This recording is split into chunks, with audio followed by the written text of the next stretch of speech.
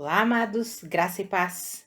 Aqui é a Catiane Lins do Ministério Vida e é uma alegria estarmos juntos mais um dia compartilhando a palavra de Deus. Nós estamos meditando em 2 Tessalonicenses e hoje é o último capítulo, o capítulo 3. Nós já vimos quão interessantes são essas cartas de 1ª e 2ª Tessalonicenses. Nós vimos que essa era uma igreja que estava firmada na fé em Cristo Jesus. O apóstolo Paulo faz questão de elogiar a fé que eles tinham, o amor que eles tinham uns pelos outros, a perseverança que eles tinham em prosseguir nas verdades do evangelho.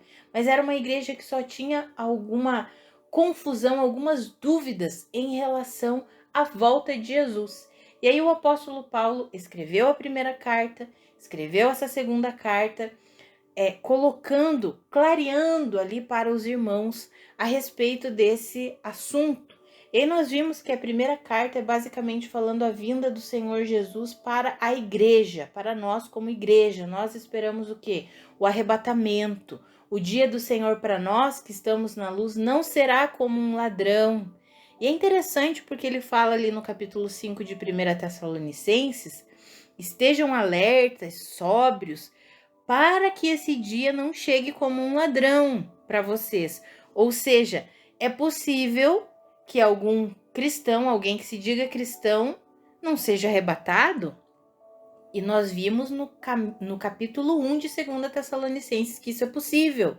Porque aqueles que não obedecem ao evangelho serão punidos, serão julgados, passarão pela grande tribulação, sofrerão a pena da destruição eterna. Ou seja, é possível alguém só dizer que é cristão, mas não viver de fato o cristianismo. E eu quero enfatizar aqui, amados, que quando eu menciono sobre isso, não é para gerar medo em nós e nem dúvida. É para nós ficarmos atentos, claro, diligentes com a nossa fé. Nós precisamos nos autoavaliar sempre, mas nós precisamos ter a nossa confiança de que a nossa salvação vem de Cristo. Não é pelo nosso esforço, não é pela nossa obra. Ai, meu Deus, será que eu tô salvo em Cristo Jesus? Não, se eu creio, a palavra diz que se eu creio em Cristo Jesus, eu estou salvo. Mas essa salvação, ela contempla uma vida coerente com a vida de um salvo. Então é isso que nós precisamos perceber, principalmente no tempo em que nós vivemos, para cuidar com as nossas amizades. Sabe, amados, não podemos sair abrindo o nosso coração para todas as pessoas. Não é todo mundo só porque se diz cristão que de fato é cristão. Nós podemos ver pelos frutos. Jesus já disse que a árvore vai mostrar se ela é uma boa árvore ou uma árvore ruim pelos seus frutos. Será que os frutos que aquela pessoa está demonstrando são frutos de amor, de perseverança? Eu não falo aqui sobre fazer tudo perfeitamente, tudo correto. É impossível, amados. Nós sabemos, estamos aqui nesse mundo corrupto, nesse corpo corrompido, ainda erramos. Mas o que eu falo é analisarmos, será que aquela pessoa se rende a Deus? Será que é uma pessoa que aceita a correção? Será que é uma pessoa que quando erra com alguém, ela pede perdão? Será que é uma pessoa que realmente está disposta, demonstra que está disponível para Deus? Ou é uma pessoa extremamente arrogante que levanta o nariz, empina o nariz e diz eu sou perfeito em tudo e pronto, acabou? Sobre essas coisas, amados. Então, quando eu encorajo vocês a se autoavaliarem e a observarem que existem cristãos que só se denominam cristãos, mas de fato não o são, é inclusive para nós vigiarmos com as nossas amizades, com as pessoas com quem nós nos relacionamos intimamente, num relacionamento. Precisamos estar atentos a tudo isso. E é interessante porque exatamente nesse capítulo 3 nós temos uma promessa extraordinária do Senhor, e eu quero ler com vocês os versículos 1 até o 5, que está escrito assim: finalmente, irmãos, orem por nós, para que a palavra do Senhor se propague rapidamente e receba a honra merecida, como aconteceu entre vocês. Orem também para que sejamos libertos dos homens perversos e maus, pois a fé não é de todos, mas o Senhor é fiel. Ele os fortalecerá e os guardará do maligno. Confiamos no Senhor que vocês estão fazendo e continuarão a fazer as coisas que ordenamos. O Senhor conduza o coração de vocês ao amor de Deus e à perseverança de Cristo. Amados, olha que interessante o que eu acabei de mencionar aqui com vocês. O apóstolo Paulo diz assim: orem também por nós para que nós sejamos libertos dos homens perversos e maus, pois a fé não é de todos. Amados, nem todos que se dizem cristãos são de fato cristãos. Por isso que o Senhor disse: nem todo que me diz Senhor, Senhor entrará no reino dos céus. Mas olha que promessa extraordinária do Senhor para nós. Mas o Senhor é fiel. Ele os fortalecerá e os guardará do maligno. Ou seja, o Senhor é aquele que nos fortalece e nos guarda do maligno.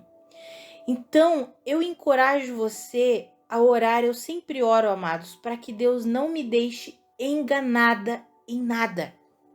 Eu sempre oro ao Senhor: Senhor, me ajuda e me abre os olhos do meu entendimento, para que eu não fique enganada. Se em algo eu estou sendo enganada, por favor, Senhor, traz a revelação, traz o entendimento. Eu oro em relação à palavra dele, para que eu não seja enganada por falsos ensinamentos. E também oro em relação a relacionamentos, a pessoas pessoas que vêm, que surgem na minha vida. Será que essa pessoa realmente é um enviado de Deus para acrescentar, para somar, ou é uma tentativa do inimigo contra a minha vida? Sabe, amados, e nós temos uma promessa extraordinária do Senhor, que é Ele que nos guarda do maligno. Então, não precisamos ter medo, mas nós podemos ser sempre diligentes e confiarmos que se em algum momento o inimigo trama contra nós usando, às vezes, as pessoas, o Senhor mesmo é aquele que nos fortalece e que nos guarda do maligno. O Senhor mesmo é aquele que tira os nossos pés das armadilhas. O Senhor é aquele que ilumina o nosso entendimento para que nós não caiamos nas ciladas de Satanás. Então, amados, eu encorajo vocês a receberem essa promessa do Senhor. O Senhor é fiel, é Ele que fortalece a nossa vida e é Ele que nos guarda da atuação do maligno. O maligno vem contra nós tentando nos aprisionar, tentando nos enredar, mas o Senhor, aquele que habita em nós, é maior do que aquele que está no mundo. E é o Senhor quem nos fortalece, é o Senhor quem nos guarda de tudo isso. Receba essa promessa, receba essa verdade em nome de Jesus. Nesse capítulo, o apóstolo Paulo dá esse encorajamento para a igreja, e aí continua, se nós lermos o versículo 6 em diante, ele dá um alerta, faz uma exortação para as pessoas que estavam vivendo ociosamente. Ele diz assim: olha, nós alertamos para que vocês se afastem. Ele nem alerta, ele diz assim: ó, nós ordenamos, ele dá uma ordem para os irmãos, que vocês se afastem de todo irmão que vive ociosamente. Eles não trabalham e eles ainda ficam se intrometendo na vida dos outros. Afastem-se deles. Não tratem eles como inimigos, mas chamem a atenção deles, deixem eles um pouquinho de lado aí. Ao invés de você ficar aí só se intrometendo na vida dos outros, falando mal da vida dos outros, fofocando da vida dos outros, vai trabalhar. Vai dedicar sua vida a algo que seja bom. É basicamente isso que o apóstolo Paulo está falando, amados. É o colocar a nossa vida cristã em prática. Eu creio que aqueles irmãos ali, alguns estavam acreditando que Jesus já voltou, então também vou ficar aqui sem fazer nada, o que Jesus já está voltando mesmo. É o que nós já vimos que estava acontecendo, esse tipo de engano ali naquela igreja. E aí, provavelmente, alguns irmãos começaram: não vou mais trabalhar também, Jesus já está voltando ou já voltou, não preciso mais trabalhar. E aí estavam vivendo de qualquer jeito. E aí o apóstolo Paulo dá uma ordem: afastem-se desse tipo de irmão, Não se associem com eles, não precisa tratá-los como inimigo, mas também não fique dando muita intimidade para eles, não.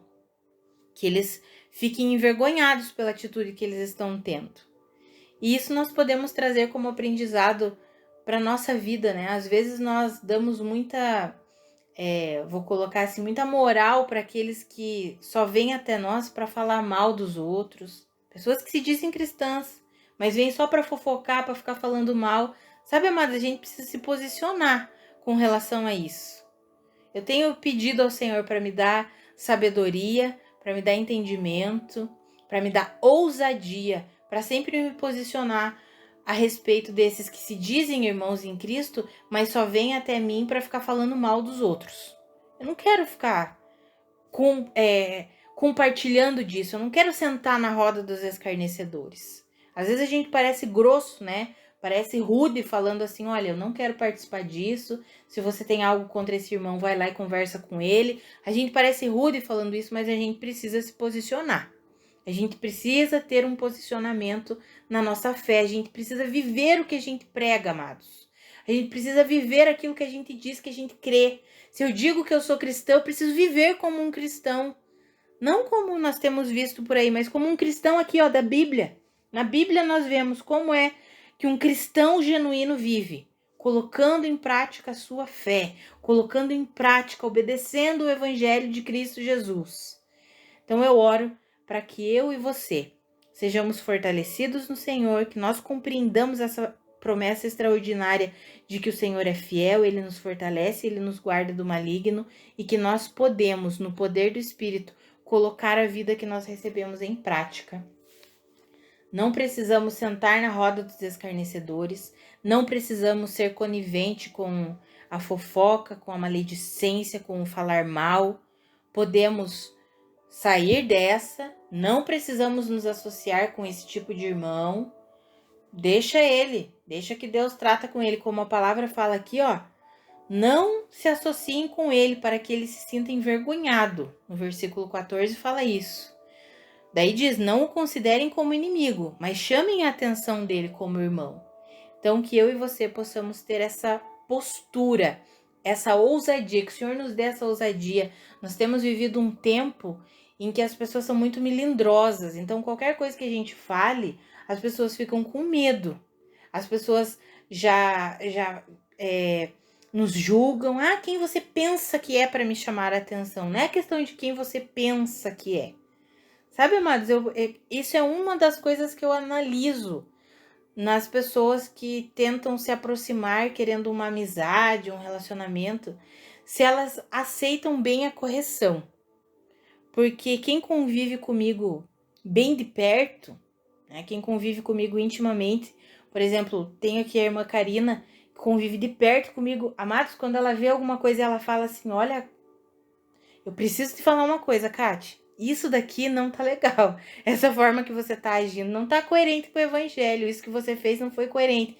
Amados, eu recebo aquela palavra, você tem razão. Você tá certa. Eu preciso melhorar nisso. Meu Deus, ajuda-me. Espírito Santo, me ajuda. Sabe, amados, a gente precisa receber bem a correção. A gente precisa receber bem a correção e também precisa corrigir quando necessário.